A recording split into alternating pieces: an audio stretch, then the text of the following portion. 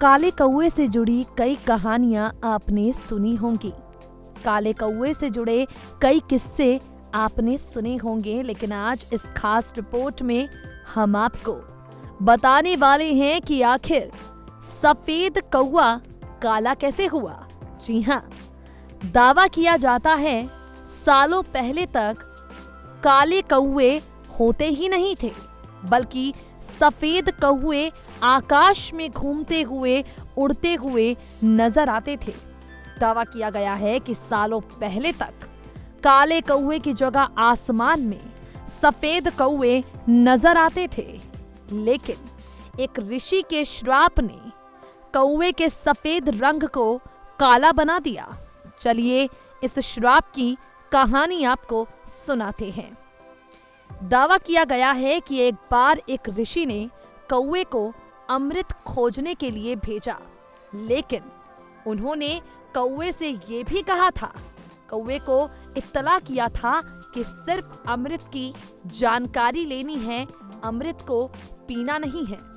1 साल तक सफेद कौवा यहाँ वहां जहां तहां हर जगह अमृत की जानकारी पाने के लिए घूमता रहा, और जब अमृत की जानकारी उसे मिली, अमृत के बारे में जानकर पीने का लालच हो गया सफेद कौवे को।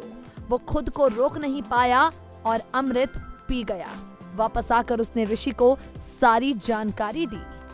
कौवे के लालच की कहानी सुनकर ऋषि मुनि अपने आप को रोक नहीं पाए और उन्होंने आवेश में आकर कौवे को श्राप देते हुए कहा, तुमने मेरे वचन को भंग किया है।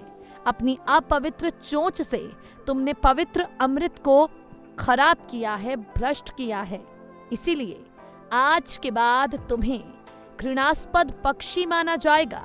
अशुभ पक्षी की तरह मानव जाति हमेशा तुम्हारी निंदा करेगी, लेकिन क्योंकि तुमने अमृत को पिया है, इसलिए तुम्हारी स्वाभाविक मृत्यु कभी नहीं होगी, कोई बीमारी भी नहीं होगी और वृद्धावस्था भी नहीं आएगी। बता दे आपको, ऋषि मुनि ने कौवे से ये भी कहा, भाद्रपद के महीने के 16 दिन तुम्हें पितरों का प्रतीक समझकर तुम्हारा आदर किया जाएगा एवं तुम्हारी मृत्यु आकस्मिक रूप से होगी।